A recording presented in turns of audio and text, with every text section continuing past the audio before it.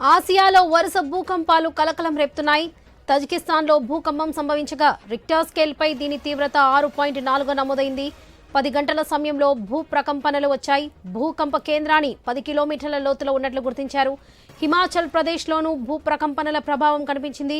పలు చోట్ల భూ ప్రకంపనలతో ఇళ్లలోని వస్తువులు కింద పడ్డాయి. ఒక్కసారిగా భూమి కంపించడంతో ప్రజలు భయాందోళనలో బయటకు పరుగులు తీశారు.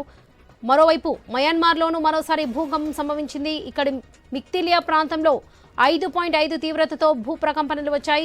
మార్చి చివరిలో సంభవించిన భారీ భూకంపానికి మయన్మార్ను చిగురాటుకలా వణికిపోయింది. ప్రకృతి ప్రకోపానికి విలవిలలాడిపోయింది. పశ్చిమ మండలాల్లోని సైగ్యాంగ్లో రిక్టర్ స్కేల్పై 7.7 తీవ్రతతో చోటు చేసుకున్న తీవ్ర భూకంపం పెను నష్టాన్ని మిగిల్చింది. దాదాపుగా 4,000 మంది ప్రాణాలు కోల్పోగా గాయపడిన వారు లెక్కలేదు. ఇక 2 వారాలు గడిచినా ఇంకా సహాయక చర్యలు కొనసాగుతున్నాయి. ఆసియాలో వరుస భూకంపాలు కలకలం రేపుతున్నాయి. తజికిస్తాన్లో భూకంపం సంభవించగా రిక్టర్ స్కేల్పై దీని తీవ్రత 6.4 నమోదైంది. ఇదే విషయానికి సంబంధించి పూర్తి అప్డేట్స్ మా ప్రతినిధి స్వామి అందిస్తారు. స్వామి. మహాలక్ష్మి, ఆసియా ఖండంలో పలు దేశాల్లో భూకంపం అనిపించింది. తజికిస్తాన్ లో వచ్చిన భూకంపం రిక్టర్ స్కేల్ పైన 6.4 నమోదైంది. ఉదయం 9 గంటల 45 నిమిషాల సమయంలో ఈ భూకంపం వచ్చినట్టుగా కూడా ఇప్పటికే గుర్తించారు. దాదాపుగా భూమికి 10 కిలోమీటర్ల దూరంలో ఈ ఎపిసెంటర్ ఉన్నట్టుగా కూడా గుర్తించారు.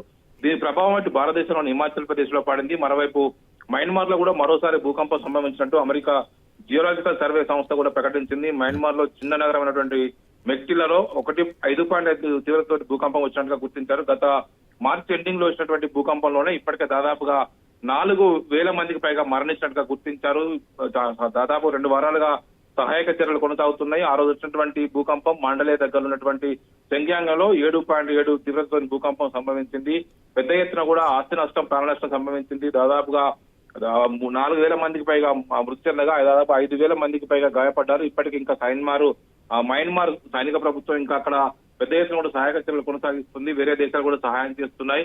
ఇటు తజికిస్తాన్ లో వచ్చిన భూకంపం ప్రభావంతో అనేక దేశాల్లో కూడా దాని ఇంపాక్ట్ పడ్డట్టుగా కూడా ఇప్పటికే గుర్తించారు. భారతదేశంలో కూడా మయన్మార్ లో దీనికి సంబంధించినటువంటి ఇంపాక్ట్ ఒకవైపు హిమాచల్ ప్రదేశ్ లో ఉన్నది, అదేవైపు ఇతర ప్రదేశాల్లో కూడా దీని ఇంపాక్ట్ గా ఉన్నట్టుగా కూడా గుర్తిస్తున్నారు. అనేక దేశాల్లో ఈ భూకంప ప్రభావంతో అనేక దేశాలు కూడా చిగురుటాకులా వణికిపోతున్నాయి.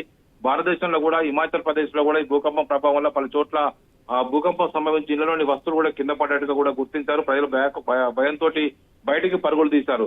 మొత్తానికైతే వరుసగా ఈ మొత్తం టెక్టానికల్ ప్లేట్ లో కదలికల వల్ల అనేక దేశాల్లో కూడా వరుసగా భూకంపాలు వస్తున్నాయి. దాని ప్రభావం ప్రధానంగా ఆసియా దేశాలపైన ఎక్కువగా ఉంటుంది.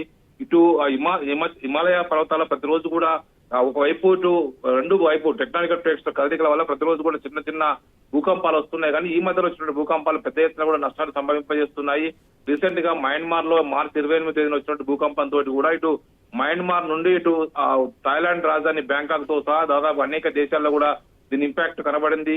అప్పుడు పెద్ద ఎత్తున కూడా ప్రాణ నష్టం కూడా సంభవించింది. ఈ రోజు వచ్చినటువంటి తజికిస్తాన్ భూకంపం భూమికి దాదాపుగా 10 కిలోమీటర్ల లోతులోనే ఉన్నట్టుగా గుర్తించారు. మొన్న మయన్మార్ లో వచ్చినటువంటి మండలిలో వచ్చిన భూకంపం కూడా భూమికి 10 కిలోమీటర్ల దూరంలోనే ఉన్నట్టుగా కూడా గుర్తించారు. కానీ దాని తీవ్రత వల్ల పెద్ద ఎత్తున కూడా నష్టం సంభవించింది. 4,000 మందికి పైగా మరణించారు. పెద్ద ఎత్తున కూడా ఆస్తి నష్టం, ప్రాణ నష్టం సంభవించింది. అనేక చారిత్రక భవనాలు, ఒకవైపు అనేక నిర్మాణాలు నేలమట్టమయ్యాయి. మనం బ్యాంకాక్ లో చూసాం, పెద్ద ఎత్తున కూడా ప్రభుత్వ భవనం కూడా నిర్మాణం నేలమట్టమయ్యి 10ల సంఖ్యలో ప్రాణ నష్టం సంభవించింది. మొత్తానికి ఈ రోజు వచ్చినటువంటి భూకంపంలో కూడా తజికిస్తాన్ లో కూడా ఈ భూకంపం 6.4 రిక్టర్ స్కేల్ గా నమోదైనట్టుగా తెలుస్తుంది. Mahalakshmi. Right Swami, thank you.